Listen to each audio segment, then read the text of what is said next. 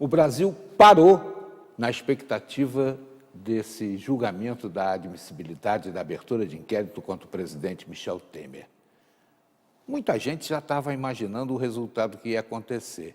O governo imaginava que ia ganhar por muito, mas acabou ganhando por uma diferença pequena, embora a situação já estivesse praticamente decidida no meio da apresentação do tema.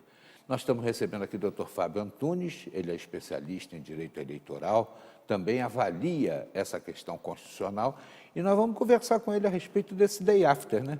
Tudo bem, doutor Fábio? Fábio, prazer enorme em tê-lo aqui outra vez. Meu.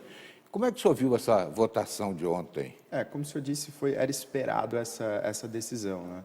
O governo precisava de pelo menos 172, número de votos, né? 172 votos, para impedir a abertura de inquérito, mas conseguiu muito mais. A questão política, ela requer outras análises, né? Mas na questão jurídica, constitucional, apenas 172 já ia livrar o governo de remeter esse inquérito para o Supremo Tribunal Federal para iniciar o inquérito. Que coisa engraçada, né? 171 seria mais... Então, inclusive, quem proferiu o voto sim, número 171, ironicamente, foi um deputado que está preso no regime semiaberto. Um presidiário. Um presidiário. São 18 votos apenas hoje, sim, né? E o governo precisa de mais de 300 para poder aprovar as reformas que mexem com a Constituição. Sim, a proposta de emenda à Constituição, ela tem um quórum qualificado. O que é isso? Para você aprovar uma lei ordinária ou uma lei complementar, depende de maioria simples ou maioria absoluta, dependendo da lei que vai ser aprovada. Já a proposta de emenda à Constituição, por ser uma lei que vai alterar o texto constitucional, a gente chama de que é necessário um quórum qualificado. O que é o quórum qualificado? Necessário que passe pelas duas casas, Câmara dos Deputados, depois o Senado Federal. Em cada uma dessas casas vai ser votado 2 vezes, ou seja, 2 turnos. Em cada votação, necessário o apoio de 3/5. Então, ontem a votação era necessário 2/3. Para a proposta de emenda à Constituição, são 3/5. Então, para eu aprovar uma PEC, a proposta de emenda à Constituição, eu faço a primeira votação na Câmara, apoio necessário de 3/5. A segunda votação na Câmara, repete-se, 3/5 novamente. Aprovado na Câmara, vai ao Senado. O Senado também, em primeira votação, necessária a aprovação de 3/5 dos senadores.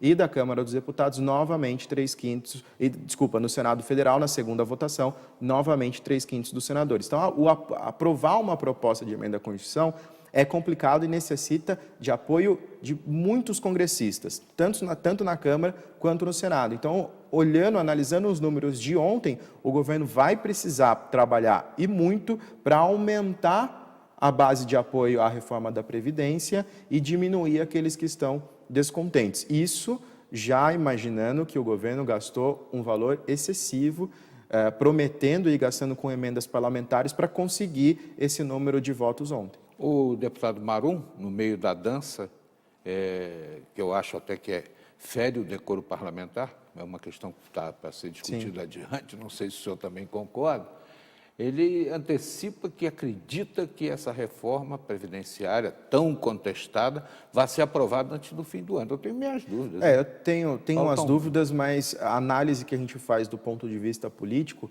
muitos dos que ontem votaram não, para a reforma da Previdência, eles têm um entendimento de sim. Então, por exemplo, o PSDB, que é um partido que hoje está rachado, no sentido de apoiar ou não o governo Michel Temer, ontem ele se mostrou exatamente dessa forma, completamente rachado, ou seja, parte votou sim, parte votou não. Lembrando que o relatório da Comissão de Constituição e Justiça, o parecer da Comissão de Constituição e Justiça, foi elaborado por um deputado do PSDB e decidiu pelo arquivamento. Ontem o sim era pelo arquivamento, pelo parecer do deputado, o não era para que não fosse aprovado aquele parecer e o inquérito fosse remetido ao Supremo Tribunal Federal, que é competente para julgar esse tipo de crime cometido por um presidente da República no exercício da sua função.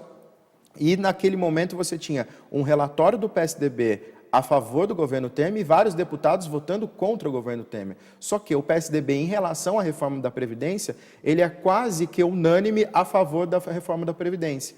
Então, na análise política, ontem você tinha um dos principais partidos do Brasil dividido, mas que, quando o assunto é reforma da Previdência, ele tem o seu lado favorável à reforma.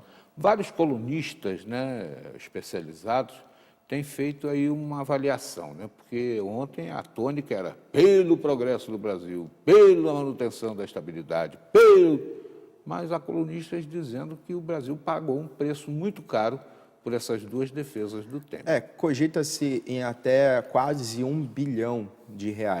E esse valor não é um valor que sai do governo e vai para o bolso do deputado, né? Esse valor ele é transferido através de emendas parlamentares. O que são emendas parlamentares? Quando o congressista, seja deputado ou senador, ele tem a sua base eleitoral. Então, um deputado de uma certa região, se a gente pegar a região aqui do Vale do Paraíba, nós temos deputados federais. O deputado vai até o Poder Executivo, que é quem detém o orçamento, que é quem detém valores para obras públicas, e pede, formalmente faz um pedido para executar uma obra aqui na região do Vale do Paraíba. E o Poder Executivo é quem vai analisar se tem o valor, se é necessário, toda essa questão que deveria ser uma questão técnica.